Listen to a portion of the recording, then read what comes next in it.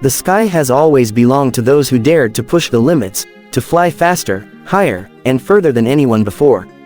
But in the early years of the jet age, one aircraft stood out not for its beauty, but for its raw, unapologetic power and strange, futuristic design. This was the Republic XF-95 Thunderceptor, a jet so radical that even today it looks like something out of a science fiction film.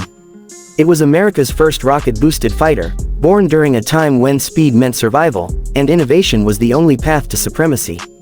And tonight, on Wings of War, we dive into the incredible story of the Thunderceptor, the forgotten warrior that aimed to become the real king of the sky. Welcome to Wings of War, the home of aviation legends. Here, we explore the jets that changed history, the machines that defined power, and the daring pilots who risked everything to conquer the clouds. If you love the sound of roaring engines, the smell of jet fuel, and the thrill of aerial dominance, you're in the right place. Subscribe and join our flight crew, because today, we're lighting the afterburners and rocketing back to one of the boldest experiments in American aviation. It was the late 1940s, a world rebuilding from the ashes of World War II, but already preparing for a new kind of conflict, the Cold War. The race for aerial superiority was heating up fast, and jet technology was evolving every month. The U.S. Air Force wanted an interceptor that could climb at record-breaking speeds to stop enemy bombers before they could reach American soil. In this desperate hunt for innovation, Republic Aviation, the same company behind the legendary P-47 Thunderbolt, came up with a design that would shock even the most seasoned engineers, the XF-95 Thunderceptor. The Thunderceptor was unlike anything that came before it. At first glance, it looked wrong. Its wings were reversed, wider at the tips than at the root. It had a massive rocket engine strapped to its jet-powered body, giving it a bizarre hybrid look that seemed more experimental than operational. But every line, every curve had a purpose. The inverted taper wings were designed to give better control at transonic speeds, and the rocket motor was meant to provide a short burst of unimaginable power, the kind needed to reach high-altitude bombers before they could deliver their deadly payloads. When the Republic XF-95 first rolled out in 1949, it represented the cutting edge of speed and power.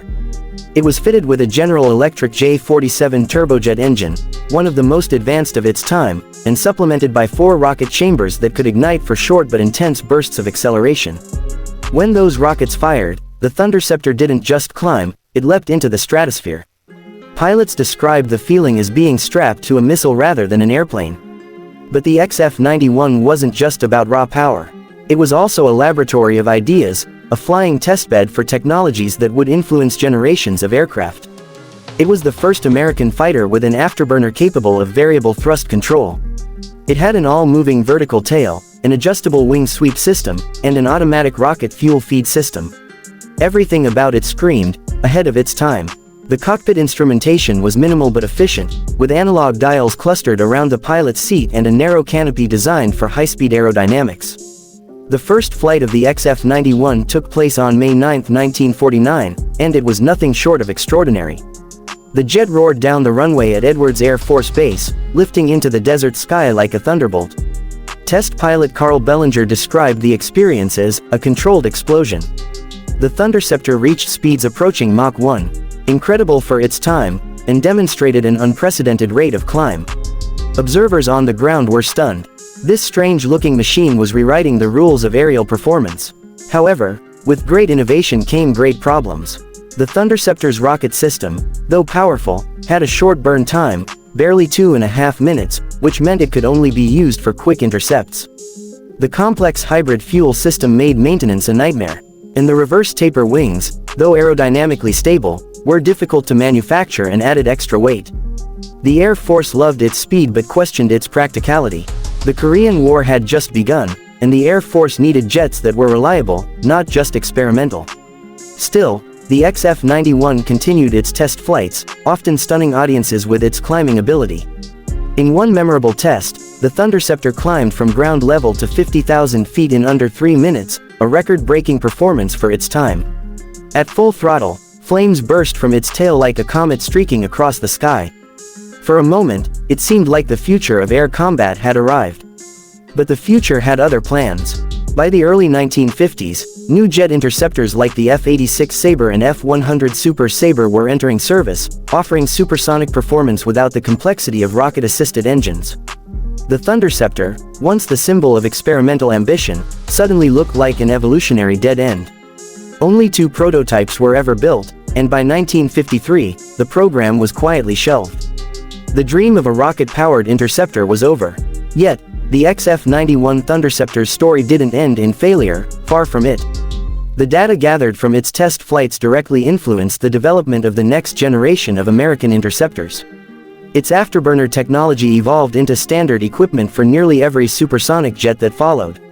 Its lessons in aerodynamics helped refine aircraft stability at transonic speeds. Even its inverted wing concept inspired later experimental designs. The Thunderceptor may have never entered combat, but its DNA lived on in the F-105 Thunderchief, the F-106 Delta Dart, and beyond. Today, the lone surviving XF-91 prototype rests at the National Museum of the United States Air Force in Dayton, Ohio, silent but not forgotten. Its silver body, once screaming across the desert sky, now stands as a monument to human courage and imagination. Visitors often stop and stare, wondering how something built in the 1940s could look so futuristic even now. The Thunderceptor wasn't just built to fight, it was built to explore what was possible. Imagine being there in 1950, on the edge of the runway, watching this strange silver arrow ignite its rocket boosters and tear through the sky like lightning. The sound would have shaken your chest, the shockwave would ripple through the air, and for a brief moment, you would have witnessed the birth of a new kind of power, the power to challenge gravity itself.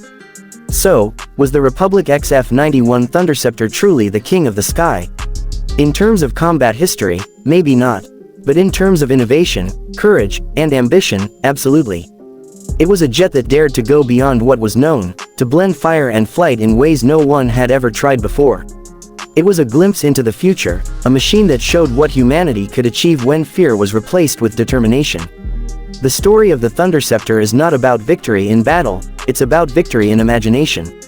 It reminds us that even the forgotten prototypes of history can leave lasting legacies. Every supersonic fighter that dominates our skies today carries a spark of the Thunderceptor's flame. Because sometimes, the real kings are not the ones who win wars. They're the ones who redefine what's possible. If you enjoyed this flight into the past, don't forget to like, share, and subscribe to Wings of War, where we bring forgotten jets back to life, one story at a time.